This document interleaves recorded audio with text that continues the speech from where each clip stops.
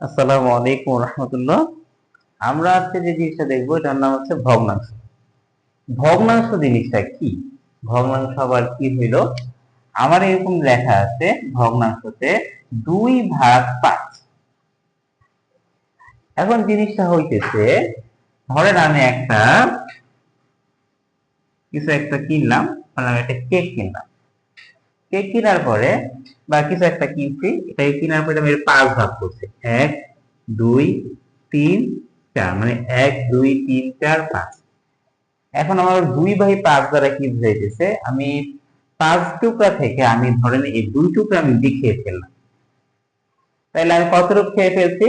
যে 5 টুকরা থেকে আমি 2 টুকরা খেয়ে ফেলছি, মানে কি 5/2 খেয়ে ফেলছি। তাইলে আমার এই যে জিনিসটাকে দ্বারা বুঝাইতেছে 5 বাই, মানে আমাদের 5/2। এটাকে আমাদের এই যে আমাদের নিচে কি করি, আমরা নিচে ওই সংখ্যাটাকে লিখি। আমি যে সংখ্যাটাকে যত টুকরা করছি আর যে সংখ্যাটা আমি খেয়ে ফেলছি বা ব্যবহার করে ফেলছি, ওইটাকে আমি উপরে লিখি আমি বোঝানোর স্বার্থে। তাইলে আমি যদি আমাকে বলে যে আমি একটা কেককে 5 টুকরা করছি, করার পরে আমি এখান থেকে 2 খেয়ে ফেলছি, তাহলে আমি কিভাবে করে বলবো যে 5 বাই, মানে কি 2/5 ইংরেজিতে বলি 2/5 বলি, আর বাংলায় বলার নিয়ম হচ্ছে 5/2। 5/2, মানে আমি 5টা ভাগ করছিলাম, এটা থেকে 2টা অংশ আমি খেয়ে ফেলছি। ওকে, 5/2। এইটা হচ্ছে ভগ্নাংশ। ভগ্নাংশ আরো কিছু জিনিস আছে, এরকম এটা যদি আমরা একটু বোঝার চেষ্টা করি। ধরেন আমাকে এরকম দিল 3, আর এখানে দিয়ে দিল আমাদের ধরেন 4। এটা তো খুব সহজ। একটা তাইলে আমি কি করলাম, একটা জিনিস আমি ধরেন আমি কিছু একটা নিলাম, ধরেন কেক নিলাম, আমি একটা কেক নেওয়ার পরে এটাকে আমি 4টা টুকরা করব। 4টা টুকরা করে আমি এখানে 3টা টুকরা খেয়ে ফেললাম, একটা টুকরা অবশিষ্ট আছে। যদি একটা টুকরা অবশিষ্ট থাকে, তাহলে আমার খেয়ে ফেলা অংশ হচ্ছে আমি 4/3, 4/3 অংশ আমি খেয়ে ফেলছি।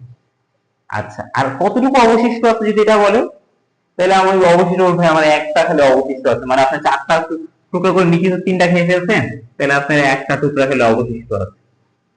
জিনিসটা আমার এরকম দাঁড়াইলো। আচ্ছা, যাই হোক, এখন এটা তো আমাদের সাধারণ ভগ্নাংশ, যেটা আমাদের একটা প্রকৃত ভগ্নাংশ বলি। আমাদের ভগ্নাংশের ভিতরে উপরে একটা জিনিস থাকবে, নিচে একটা জিনিস থাকবে। আমরা যদি এখানে লিখি, উপরে যে জিনিসটা থাকে এটাকে আমরা বলি লব, আর নিচে যে জিনিসটা থাকে এটাকে আমরা বলি হর। আচ্ছা, এটা কিন্তু সহজে বোঝার নিয়ম হচ্ছে, আমার এক মামা আমার যখন এই জিনিসটা শিখাইছে, তখন এই জিনিসটা বলতো যে বরিশালের মানুষ স্বরে হর বলে ডাকে, স্বরে হর বলে ডাকে। এটা মনে রাখবা যে অঙ্কর স্বরটা নিচে, দুধের স্বরটা উপরে। আমরা বুঝাইতো যে দুধের স্বর থাকে উপরে আর অঙ্কের স্বরটা থাকে নিচে। তাহলে আমিও ভাবে করে এখনো ওরকম ভাবে মনে আছে যে হর, হর মানে স্বর, আর অঙ্কের স্বরটা দুধের স্বরের উল্টা। অঙ্কের স্বরটা তাইলে নিচে, দুধের স্বর উপরে। তাহলে আমাদের এই জন্য আমাদের সবসময় একটা জিনিস মনে রাখবো, হর এটা আমরা নিচে লিখবো, আর লব এটা থাকবে উপরে। আচ্ছা, আর আমাদের সবসময় হরটা হবে কি প্রকৃত ভগ্নাংশের জন্য, হর হবে বড়, লব হবে আমাদের ছোট। যেরকম আমাদের 3 উপর, যে 3 দাও উপরে, 4 দাও নিচে। এখন আমরা যে জিনিসটা দেখবো, এটাকে বলবো আমরা অপ্রকৃত ভগ্নাংশ। যেরকম আমাকে দেওয়া হইল 7/5। ভাইয়া এটা আবার কি? 7/5, আপনি একটা জিনিসকে 5 টুকরা করছেন, করে এখান থেকে আবার 7 টুকরা খেয়ে ফেলেছেন। এটা আবার কেমনে সম্ভব? আপনি করছেনই 5 টুকরা, কিন্তু খায় ফেলেছেন 7 টুকরা। এখন এটা তো সম্ভব না। না, এটা সম্ভব। এটা কেমনে সম্ভব? ব্যাপারটা হইছে,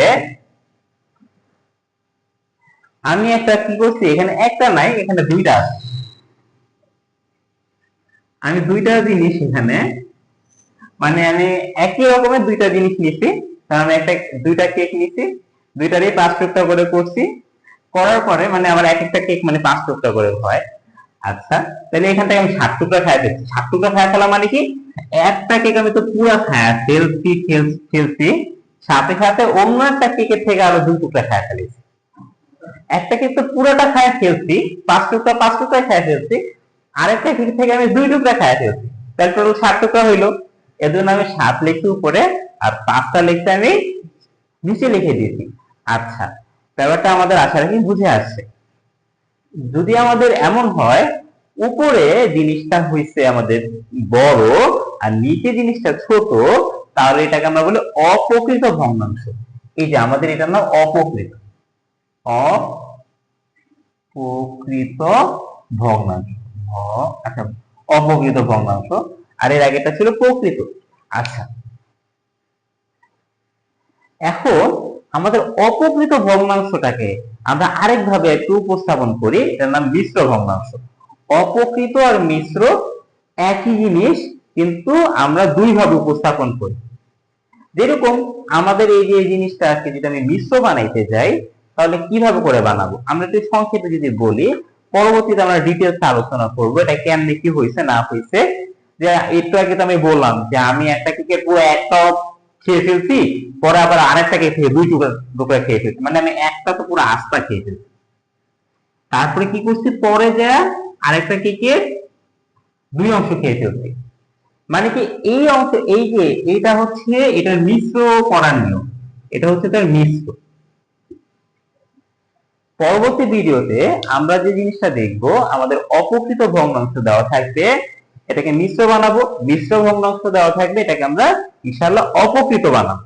আসসালামু আলাইকুম।